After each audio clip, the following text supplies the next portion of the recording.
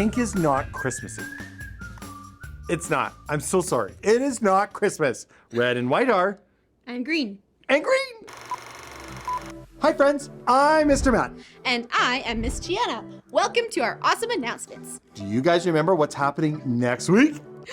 It's something super fun. And something we want to see all of you at. And it's got something to do with Christmas. Do you remember? Ready? It's Christmas Fest! Christmas Fest is next week, and we're going to have lots of fun things for your whole family. We will have hay rides. And cookie decorating. And caroling. And gingerbread houses. And Christmas crafts. And hot chocolate. And there's going to be so many fun things. Like Christmas oranges. No. Oh. But we will have a super special gift shop. A gift shop? Like, for who?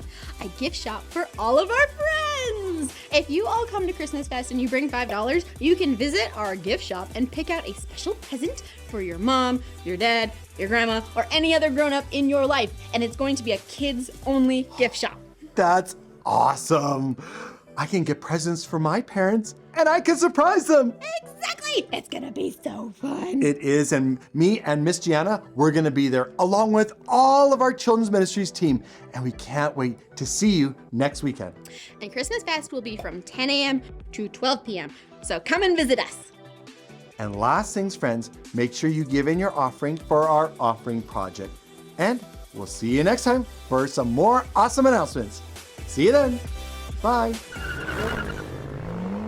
Oh, well, hey there, guys. I'm Bart. And I'm Miss Sarah. Thanks for joining us today. Bart, what are you doing? Oh, I'm just studying for my driver's test here. Oh, you look a little pale. Are you okay? Yeah, of course. You see, it's just I've been studying and practicing for days now, and I only hit 3 pylons in the parking lot last time, so I am getting better. But what if those were cars? Or worse, people? Oh, no need to cry. But I'm just so afraid. It's okay. I don't think I can do this exam. Let's calm down. But all those signs, all those lights. You've been studying, right? Well, yes. And you know the rules of the road. Well, kinda, yeah. Okay, breathe. I know what it's like to be afraid. I was really afraid taking my scuba diving test, but I passed. Yeah? We all have things that make us afraid, but oh hey, our story today is about what it means to be afraid and to trust in God. Why don't we check it out? All right, let's do that. And maybe afterwards we can practice in the parking lot. Really? You do that for me? Sure. Come on, it's starting. All right.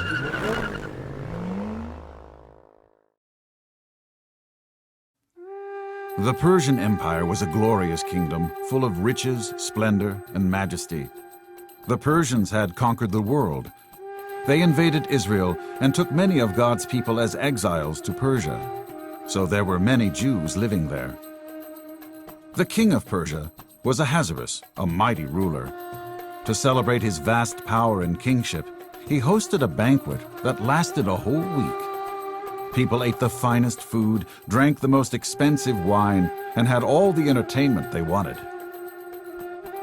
In the middle of the crazy party, Ahasuerus asked his beautiful wife, Vashti, to come before the people. He wanted to show off her great beauty. So the king's servants were sent to Vashti and told her she must come to the king to be displayed at the banquet.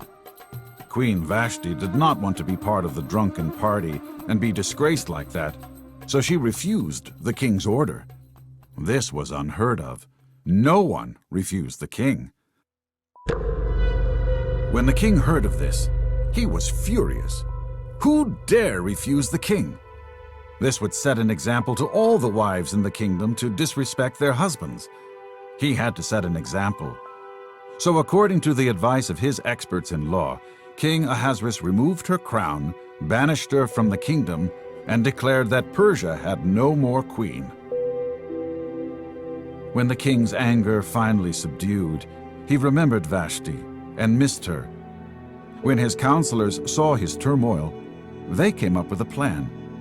They told the king to send out men to gather all the young, beautiful women in the kingdom and bring them before the king. This way he could choose from amongst them his new queen. The king liked this plan, and soon news spread throughout the kingdom. Throughout the empire, beautiful young girls were taken away, and after many days of beauty treatments, they were brought before the king. One such girl, Esther, lived with her uncle Mordecai. She was beautiful indeed, but she was also a Jew. After all the young girls the king met with, he decided that Esther was the most beautiful woman in all the land. He chose her to be his wife. Esther, the Jew, was now the queen of Persia. Esther was wise about her new position and kept her Jewish identity a secret, as there were some people in the land who hated the Jews. One of the king's most important officials was a man named Haman. He was a wicked man that hated the Jews. One day, Haman came before the king and presented a plan that made it sound like he was protecting the kingdom from potential enemies, but in actuality would annihilate all the Jews in the Persian Empire. Haman knew that once this edict was signed by the king, it would be irrevocable. So the king believed Haman, and the edict was signed. Because Esther kept her Jewish identity a secret, Haman did not know that she was part of the race he wanted to annihilate. When Mordecai, Esther's uncle, heard about the horrible new law, he was devastated. He and all the Jews across the land tore their clothes, placed ashes on their heads, and went into mourning. But God knew of all these things, and he helped Mordecai come up with a plan. Even though the law could not be changed, the simple fact that the queen of the empire was a Jew could somehow save them, since the king would never let his wife be killed. Mordecai then pleaded with Esther to make her identity known to the king. But Esther was afraid, as no one was allowed to appear before the king without an invitation, or you would certainly be put to death. Knowing this could cost her her life, she proceeded to dress in her finest royal clothing and went and stood in the inner court of the king's palace. When the king saw Esther, she found favor in his eyes, and he held out his scepter to her. This was the signal that the king allowed Esther to approach his throne. "What is it, Queen Esther? What is your request? I'll give you anything, even half my kingdom," the king said. Esther's request was simple. She wanted to have a meal with Haman, the enemy of the Jews, and the king. She was going to find a way to tell the king about Haman's evil plot. Twice, Esther held a banquet for the king and Haman. And finally, on the second night, she revealed her Jewish identity to the king and explained to him the consequences of the terrible edict that would annihilate her and her people. When the king heard this, he was furious. He stormed out to the palace gardens. When he came back, he found Haman falling on the couch where Queen Esther was sitting, and in his rage thought that Haman was assaulting the queen. Immediately, the king's guards grabbed Haman and took him away. Then one of the servants remembered the gallows that Haman built on which to hang Mordecai. He told the king about this, and the king ordered that Haman himself be executed on those very gallows. Once again, the queen risked her life and went before the king uninvited. She wept and pleaded to him, for the edict would still destroy her people. The king then issued a new one that gave all the Jews in the Persian Empire the right to take up arms and defend themselves against this coming attack. When that day finally came, the Jews rose up against their adversaries and took control of them. Even the palace officials and governors helped the Jews, and they were victorious. The Jewish people celebrated God's victory and instituted a festival that is yearly observed unto this very day. During the festival of Purim, the Jewish people recall God's provision and Esther's bravery. Wow! I so love this story because even when Esther was afraid, she trusted that God would be faithful. And he was. God used her to help save her people. That's right. She took the advice of her cousin, and God made her queen so that she could save her people from Haman. That's right. And even though she was afraid and could have died, she chose to do the right thing. Hey, that reminds me of our Bible verse. Let's stand up and say it together. All right, Are come you on, ready? everybody. Here we go. The Lord is with me. I will not be afraid. What can mere human beings do to me? Psalms 118:6. Oh, I really like this verse. Let's do that one more time. You guys ready? All right, here we go. The Lord is with me. I will not be afraid. What can mere human beings do to me? Psalms 118:6. That's right. All right, you guys can have a seat now. Because God is on our side, mere human beings can do nothing to us. Pretty cool, right? Yes, Esther knew that anything a human like Haman could do to her would be nothing compared to God's power. Yeah, she didn't have to be afraid because God would faithfully take care of her and her people too. Over and over again. That reminds me of our bottom line. When I am afraid, God is faithful. Let's say it together. Let's do it. Ready? Yeah. When I am afraid, God is faithful. What a wonderful promise that is. I guess I don't need to be afraid about my driver's test. God is with me. Yes, indeed. So how about we head out to practice? Oh, yeah, that would be great. It has been great learning about how I don't have to be afraid because God is faithful. See you next time, friends. Bye. I think you might need this. Oh, really? Yeah. All right, let's go set these babies up.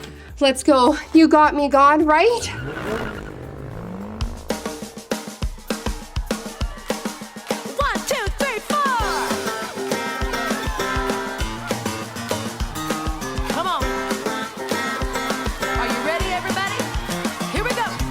Everybody get down low. You can go even lower. Here we go. Everybody jump up high. Come on, jump up. I know you can jump even higher. Come on, let's shout as loud as we can shout. Woo! God is here right now. Yes, He's here without a doubt. Yeah, He is always with us through every up and down. He will never leave us, He'll always be around.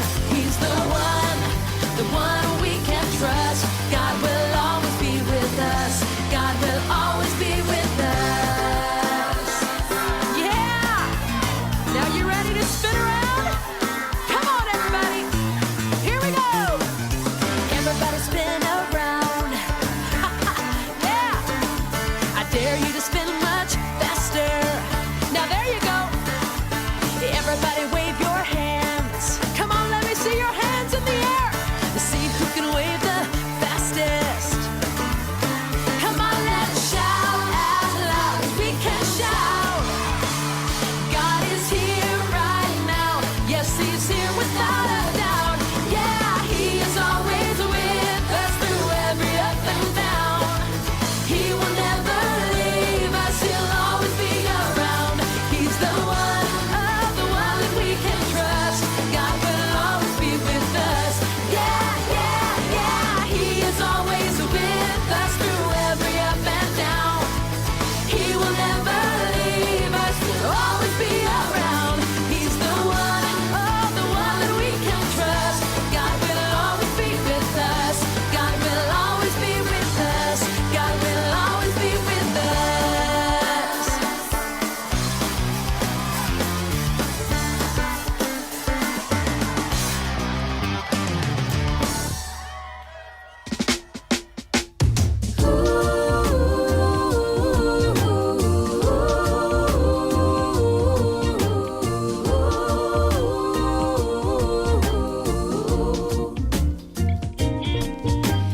Free like a bird in the big blue sky, not a cloud or a care for a million miles, I won't worry about a thing.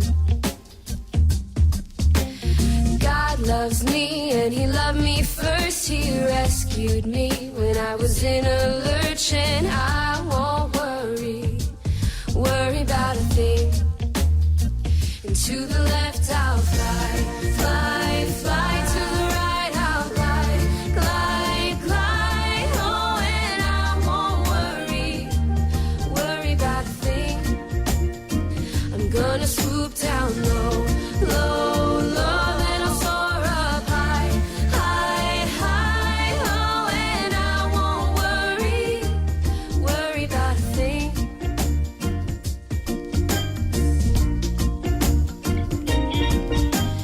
Free like a bird in the big blue sky, not a cloud or a care for a million miles.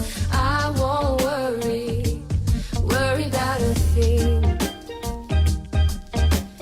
God loves me and he loved me first. He rescued me when I was in a lurch, and I won't worry about a thing. And to the left